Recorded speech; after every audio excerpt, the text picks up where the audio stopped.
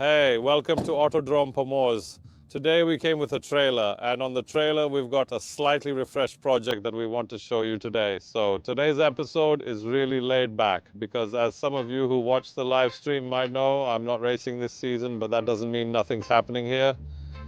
So you'll see what we're working on, what's on the trailer, and a few other topics that we'll reveal during this episode.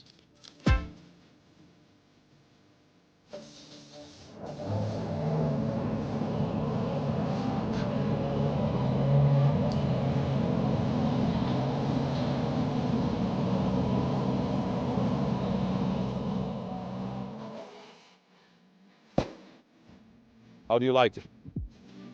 It's crazy. Grazing? No, but it's really thick. But the paint has been refreshed. Good rim. New headlights. All of this makes a huge difference. Personally, I've fallen in love with this car all over again.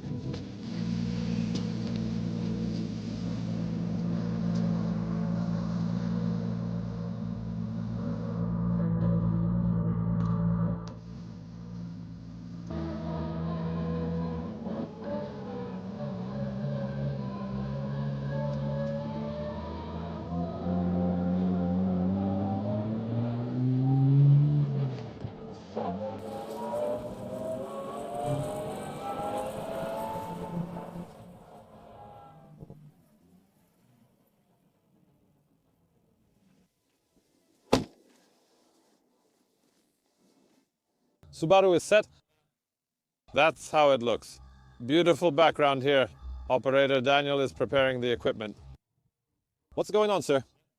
I'm using a polarizing filter to cut reflections. It's very important when you're photographing a car. Remember that. Here's Camille on vacation. Yeah, just missing a deck chair. And we could have brought one. Yeah, we could have taken one. Next time. So Daniel is taking pictures. And we came here mainly just to take pictures. Subaru in the beautiful setting of the track because, as you saw, the car has been refreshed and is ready for the season. And let me tell you briefly, it's waiting for a new driver. You could say that probably some of you know that I'm not racing this season anymore. There are completely new plans. It's like I kind of have to come back. I'm returning to my roots, and there's a new project underway. And currently, to put it briefly, after last year's, the plan is to sell Subaru to cover expenses. So we're taking pictures, but I'll tell you, it looks amazing. However, this black and white color personally does it for me. Probably has the most impact in this car. The rest is as usual. Patrick and I are working hard on the movie project which we came up with last year. A documentary film about drifting. And we've created something that personally I haven't seen yet on the Polish, European or even global drifting scene. In short, we made a film about drifting featuring clients and drivers like Conor Shanahan, the European champion, Jack Shanahan, Piotr Więczek, Eric Gochow, Jakub Przygonski, and others, where we truly showcase the beauty of drifting and what captivated me most about it. Our work, why we do so many things just to finally be able to get into that car. It's a great combination of all this information that, in the end, Patrick put together. He added amazing music and great shots, creating something awesome, in my opinion. That's how it looks. So here you have a fresh dose of knowledge from me, because I know it's been a bit quiet on the channel lately. So here's an update for you, situational.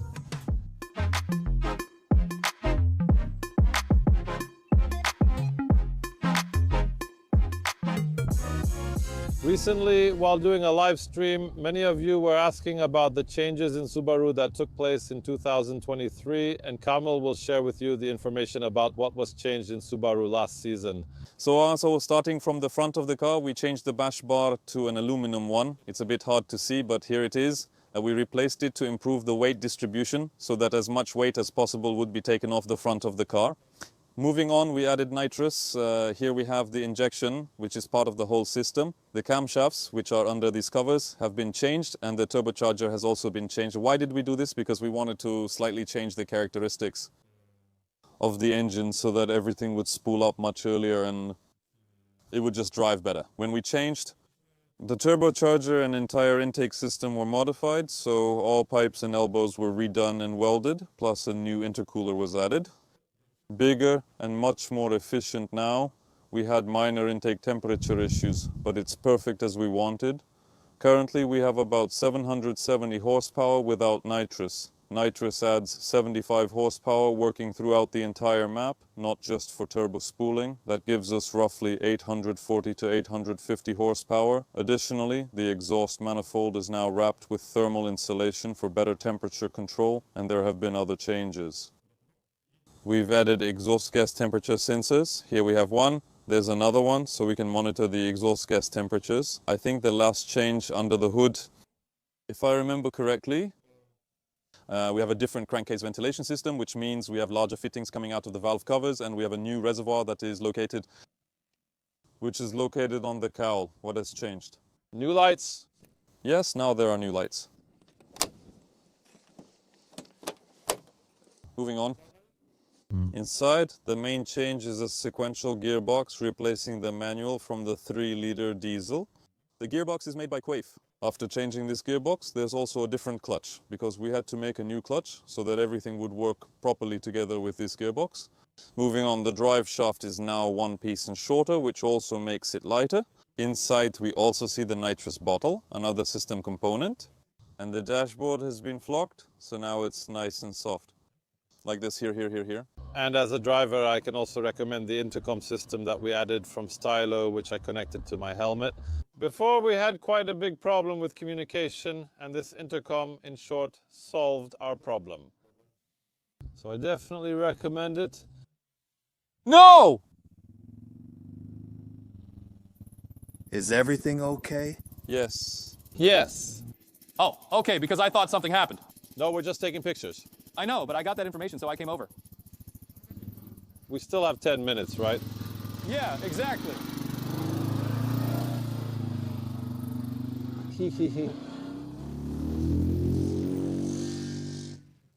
Only ATVs use this track now. Yes. But when he lifted the wheel up. Yes, I saw. As for the changes on the rear axle, the biggest change is the position of the winder. It was raised as much as possible because we wanted to lower the rear suspension height. In the previous position, the cover you see there was already hitting the asphalt in some places, so we wanted to avoid that. The next change is remove brakes from all 4 wheels, including discs and calipers, to lower the car's overall weight and unsprung mass. The last change we made, one of the last, was adding a stabilizer. For the rest, check out our channel. Previous episodes show everything. What, how, when, and why it was done.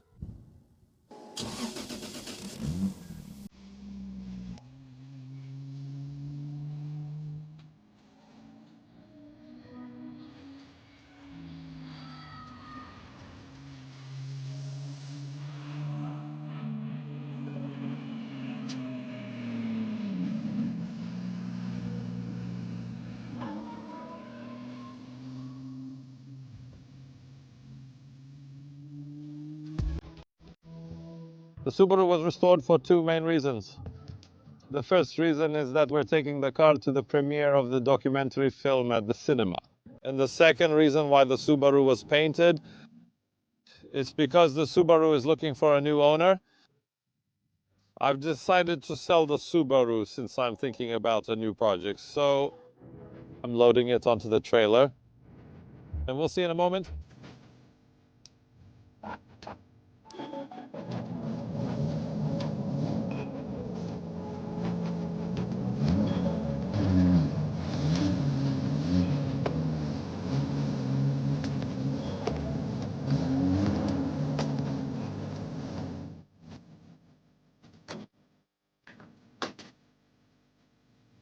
At the end of the video, a question for you, since there was quite a long break here. I wanted to ask you, What kind of content do you miss the most on the Drift Patriot channel? Is it driving, drift on boards and things like that, or vehicle mechanics, or maybe just lifestyle content? Share your opinion in the comments. We're curious. We'll try to respond in some way to keep sharing the drift passion. And in the meantime, see you for now.